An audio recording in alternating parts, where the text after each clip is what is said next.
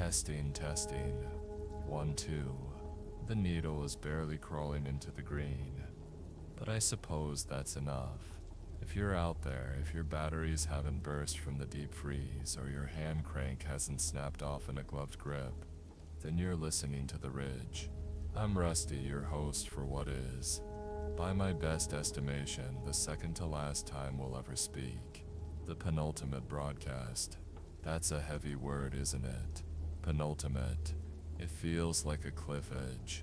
It's the breath you take right before you plunge into the water, only out here, the water turned to iron months ago. I'm looking out the reinforced plexiglass of the booth right now, and the world is just a flat, bruised purple. The sun set 3 days ago, and the charts say it isn't coming back up for a long, long time. Not that the sun did much lately. It looked like a pale coin, a lost button in a gray coat giving no heat, just a reminder of what we lost. I have some news for those of you still huddling in the crawl spaces and the subway tunnels. The reports from the Northern Relay, the ones I've been tracking for 3 weeks, have gone silent. The Seattle Glacier has officially met the encroaching shelf from the Pacific. There is no more coast. There is only the white. I tried to pick up the London signal this morning, but there was nothing but the scream of the solar winds. It's a lonely thing being the last voice on the dial.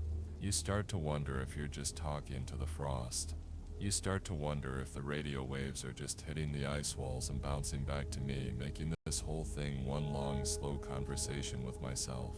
The situation here at the Ridge is, well, it's terminal. I went down to the maintenance shed an hour ago. I had to chip through 6 inches of ice just to get the door open. When I finally got to the reserves, I found the diesel had turned to jelly. It's frozen solid. The heaters in the tank failed during the last blizzard, and no amount of blowtorch work is going to liquefy 50 gallons of sludge in time to save us. The main generator is coughing. It's a wet mechanical rattle that vibrates right up through the floorboards and into my teeth. It sounds like a giant trying to catch its breath, and I can tell its lungs are full of glass. I've got maybe an hour of power left in the secondary cells. 1 hour to say everything that hasn't been said over the last 3 years of this creeping white death. I remember what it felt like to be hot. Do you? I'm not talking about the lukewarm air from a vent or the sting of a chemical hand warmer. I mean real heat. I spent 20 minutes today just closing my eyes and thinking about a peach. A peach sitting on a wooden table in July. I could see the fuzz on the skin, the way the light caught the little beads of juice where the stem had been pulled away. I could smell it, that heavy, sweet, sticky scent of summer. I remember how the pavement used to hold the heat long after the sun went down, how you could feel it radiating through the soles of your shoes. Now I'm wearing 3 layers of wool and a flight suit, and I still can't feel my toes. The cold isn't just a temperature anymore. It's an entity. It's a predator. It's sitting outside that door, patient and hungry, waiting for the last of the hum to die out of the wires. It wants the silence. It's been hunting the silence since the first flake fell. I received a scavenge report from a group out near the old salt mines. They call themselves the Embers. They said they found a way to grow moss on the heat of the geothermal vents, but the latest transmission was panicked. They said the ice was shifting. Not melting, shifting. The weight of the glaciers is so immense now that the crust of the earth is literally groaning under the pressure. They heard the rock cracking 1,000 feet down. I don't know if they made it. If any of the Embers are listening, I hope you found a deeper hole. I hope you're warm. But I think we all know that hope is a luxury we burned for fuel back in the 2nd year. It's strange how the mind wanders when the lights flicker. I keep thinking about the small things. Not the end of civilization, not the fall of governments, not the billions we lost. I think about the sound of a lawnmower on a Saturday morning. I think about the taste of a cold soda when you're actually thirsty. I think about the way the rain used to smell before it started coming down as needles. We took the liquid world for granted. We thought the cycle of evaporation and rain was a law, but it was just a temporary agreement that the universe decided to cancel. Now the cycle is just ice, more ice, and the wind that carves it into jagged cathedrals.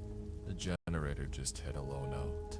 It's losing RPMs. I can see the lights in the hallway outside the booth dimming, and the frost is starting to feather across the edges of the monitor.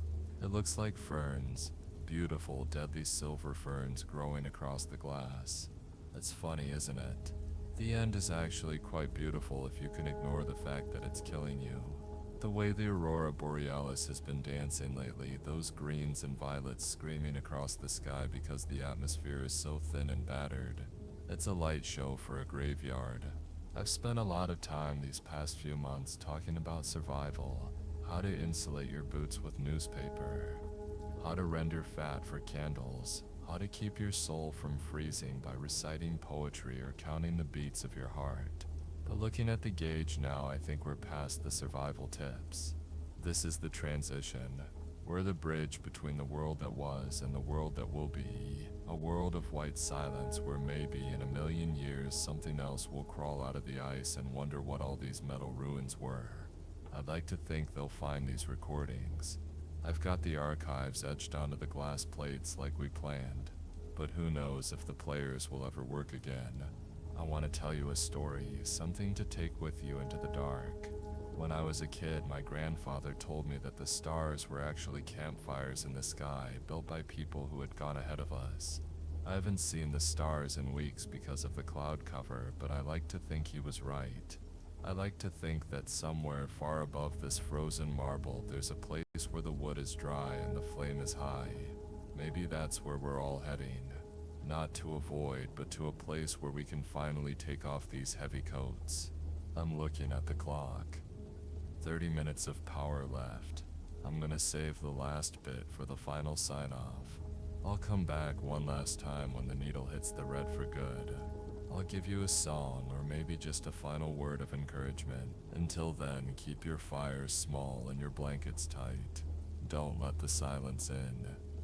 If you have someone next to you, hold their hand, not for the heat, but just so they know they aren't the last one left. We're still here. I'm still here, Rusty, broadcasting from the top of the world, or what's left of it. The wind is picking up outside. I can hear it whistling through the antenna rays. It sounds like a choir, or maybe a funeral dirge. It's a long, low moan that never stops. Sometimes I think the wind is the only thing truly alive anymore. It doesn't need food or warmth. It just needs the space to move. And it has plenty of that now. Everything else is stationary. Everything else is a statue. I saw a deer yesterday, or what used to be a deer.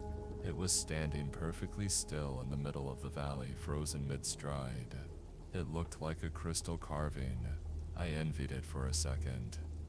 No more shivering, no more hunger, just a permanent part of the landscape. But then I remembered the peach. I remembered the sun, and I realized that as long as I can feel this miserable biting cold, I'm still on this side of the line. I'm still part of the story, and so are you. We are the witnesses to the great closing. We are the ones who stayed until the lights went out. There's a certain dignity in that, I think, to not go quietly, to keep the radio humming until the very last drop of fuel turns to stone.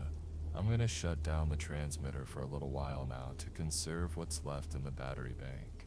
I need to make sure I can say goodbye properly. If you're listening to the static between now and then, just know that I'm still here, sitting in the dark, watching my breath cloud the air. I'm thinking of you. I'm thinking of all of us. This is Rusty, signing off for the penultimate time. The next time you hear my voice, it'll be the end of the line. Stay warm if you can. Stay hopeful if you dare. I'll see you in the final hour. Goodbye for now.